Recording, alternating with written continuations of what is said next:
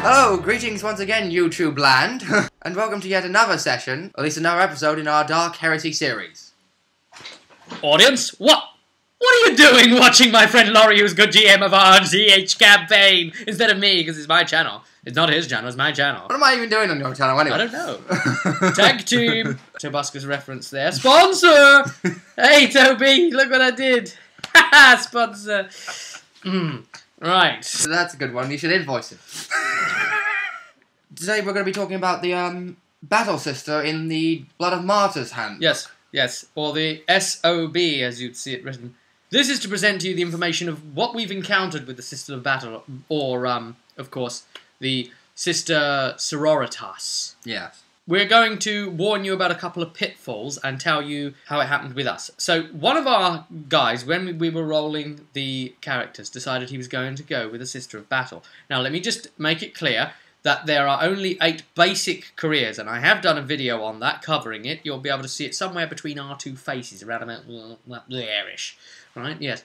And if you can watch that video, you will see what those 8 classes are. The Sister of Battle, the Sororitas, is not in it. She's basically an advanced class, even more so than...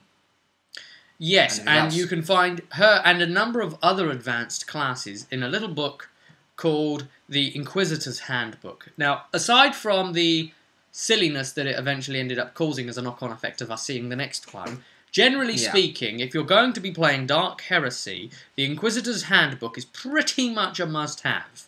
Yeah, it's got extra starting world or background characteristics such as Mind Clenched, as our friend Jerichus has. Yes, without that, I wouldn't have had my character's background Mind Cleansed. And Pete was noble, which was also from the Inquisitor's Handbook. A number of other gear options. Yep. A number of other advanced class choices, or general starter class choices. Or packages for your basic early 400 experience that you can spend, or... And one of these... further classes ranks in as well, such as like rank 5 extras. Now in one of these, the option is to be able to play as the Sororitas. So you could be a sister... You'd start yourself as a novitiate, and then... You'd pretty much be at the same power level as the rest of the group, as to say the 8 original classes from the core rulebook. She's basically a core class variant of the Sister of Battle. Unlike the one in Blood of Martyrs, which is, well, basically a rank 5 sister, pretty much, but starts at rank 1, has 8 official ranks. When she gets to rank 5, also, she can split down one of 3 different branches of the tree. And the Sister of Battle from Blood of Martyrs is basically the militant version of that tree. We've got an adept-like learned one. We've got a healer-focused type one. And then, of course, we've got the actual militant-style soldier combative sort of one. Now, while these 3 trees are pretty much alright, and then they end up as a general, they all come together as one thing at the end at rank 8. That doesn't seem too bad, that class, does it? No, that class could pretty much play with a beginner group and still be considered, well, just like the rest of the group. Now, the confusion came when we looked at another book called Blood of Martyrs. Now, this is where the problems occurred. Yes. This is a separate book you can buy with a whole range of other information in. Now, quite ridiculously, they have also put Sisters of Battle information and class purchase in there. Yeah. Other advanced classes, but they aren't advanced to the extent that you have to be a certain later rank to buy them, or advanced in the scope of it being like Ascension rank 9, but advanced as in a starting class. There's a major confusion that came when one of our players came to try and create the sister. He took a look at the militant type one that was in the Blood of Martyrs book, liked the look of that one, ended up rolling that one up. Now, warning, I want you to be aware, obviously the sisters are going to be very popular because men, for some reason, seem to adore playing women in these games. But that's for another video completely. Warning, if you're going to roll a sister, and you are a GM, and you're going to allow this into your game, be aware that the Blood of Martyr's Sister of Battle is inherently overpowered.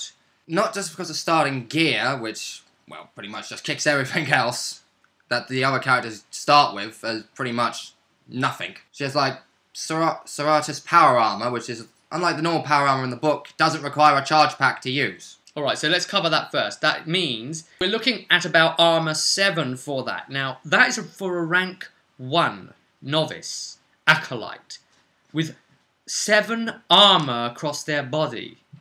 Now, this negates off of damage being done to them.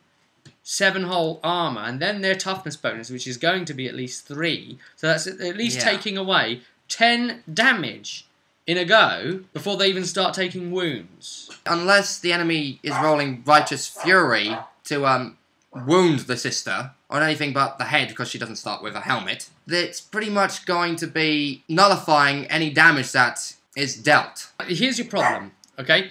She's got that ridiculous armor.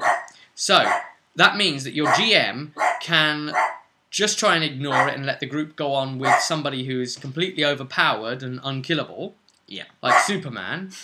Or he can step up the damage dealing capability of the encounters. Now, the reason that's going to be a problem is because the types of damage that would need to be poured out just to hurt the sister would severely threaten the rest of the group who aren't overpowered. And you could end up with people being one-shot. Yeah, and having to spend their fate points really early, meaning pretty much they're going to die out before they even finish like the second or third session. But the problems don't end there because of the weapon she gets too. Yes, she could start with a Godwin Diaz pattern bolt gun. This, compared to a normal bolt gun that the Space Marines use, it pretty much has the impact variant that the great weapons in Warhammer Fantasy used. It means you roll 2 damage dice and you take the highest of that dice. So, if, say, you roll a 10 on one of them, it's automatically a Righteous Fury. You take that over any other dice. And that can lead to, oh, I can get double the chance of a critical. Basically allowing to kill things quicker. You're getting the idea here that it's overbalanced. These skills and talents costing more experience than it would for a normal career is made up for by the beautiful starting gear, but that is inherently stupid. I'm sorry, but it's stupid. It is stupid. On top of all that, not just the starting gear, but she can requisition extra equipment later on at different ranks that can still outdo anything that the characters could possibly get. She can get basically a flamer at, like, say, rank 4 or something. It's because fundamentally, yes, it might And the fact is, she doesn't have to pay for them, because she just requisitions it. She trans in what weapon she has now, and chooses a different weapon from her current requisition choices. But you can see here, this supposed balance isn't really balanced at all. It just throws the rest of the group dynamic out of balance. This is a group game, not a bloody solo game, for crying out loud. They do suggest in the book that you can lower the starting options for the Sister of Battle, depending on what game you're running. At the GM's discretion for the campaign, for the scope of what the GM's trying to achieve.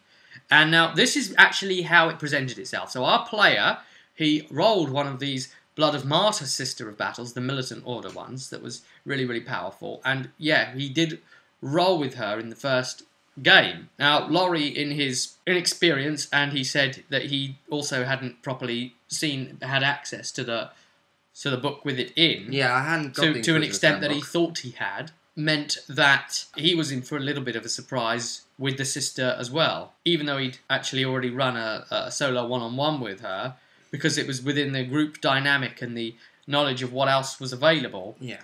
The Inquisitor's Handbook Sororitas, comparatively. In the final encounter, I'm not going to say what it was, the thing we fought there, but the final thing, 2 of our group missed it when they fired at it. Yeah. I shot it 3 times with an auto-fire, and then the sister came in and pretty much mopped it up with the Imbar gun. Now, that thing, if it had been a normal attacker attacking it, it would have probably at least survived the round just to actually maybe hit one of us, or try to.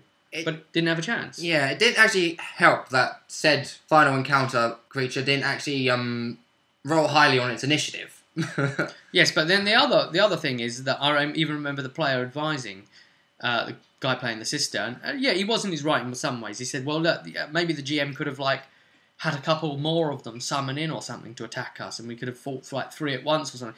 But again, you see, you're making allowances for something that's wrong with the balance. And that's another point right there. It's like having to up an encounter's difficulty just for one character can cause problems, as we already mentioned. It just doesn't feel right, does it? So anyway, the GM, as per the book's allowance, decided to make a call and say, well, okay, we're going to take the armour and the gun, at the very least, away from you, and leave you with shield robes, which gives you 3 armour across the body. Now, which she did start with as well, on top of her power armour, but it's one of those rules of, like, the highest armour counts overall, so... Now, 3 armour across the body for a rank 1 is bloody good. Let me just say that now, okay? So the 7 armour thing is ridiculous. My assassin starts with 0 armour. He's got just a body glove with no armour points on it. Something like 2 armour is flak, isn't it? Yeah. So that will put you into the picture. Shield robes with 3 armour. That's more than a flak armour. That's incredible. And you're starting at rank 1 with that? Especially when at rank 1, most weapons you're going to be coming across opponents using are primitive, so all damage done to you is... All armour points are doubled against primitive weapons. So, even if he's using a 2 armour flak, if his body gets hit with a primitive sword, it's going to be 4. So, even then, it's still good in its own way. You presented this to him. Yeah. And he said, well, you know, I'm a little disappointed with that, I must say. He wanted to carry on with his character in that fashion. But for the sake of the group dynamic, Laurie here suggested, I want to delay you getting that gun and armour, really, until at least, like, rank 4, maybe 5. 4 or 5. Which pretty much matches up to what the militant tree is accessible in the Inquisitor's Handbook, Sister. Now, I know that you are paying the more experience for those things, and some of you might cry shenanigans there at the idea of the GM doing that. But the fact is, in Blood of Mars, it suggests that for certain players, that you can say that, oh, she starts with just a bolt pistol and a primitive sword. He wasn't going to go for that, though. The offer was made. We could have RP'd it, saying, look, someone's stolen the armour, or another sister has come along who's higher than you, and she actually has no armour, and she needs it right now from you, so now you have no armour. She's heading off on a mission, and you've been told to give it to a higher-ranking sister that needs it, because you're still only a novice, and that sort of thing. No, he didn't want to do it, so he rolled a cleric instead. Now, we should hopefully have an update on this cleric in a separate video at some point from the player himself. The cleric got the experience passed over that was gained by the sister in the mission before. I mean, it was only 1 session we'd had, so it didn't really make much difference, and built the cleric. So he still wanted to have something of the ecclesiarchy theme there, but even more so now, of course. That is the update and the warning to be very, very mindful of what is undoubtedly going to be a very popular class choice or request from a lot of players out there. You as a GM should be mindful of it and mindful of just how devastating this could potentially be if you don't put major limits on it. And as a GM, you do have the power to say, look, doesn't matter, I want you to pick the normal Sororitas sister. I don't like the battle sister. Don't even use it. Personally, I would have said, right, I'm banning the Blood of Martyrs one. You can stick that right up the Emperor's waist pipe. I hope it helps. I hope it maybe brings up some debate for you and your groups.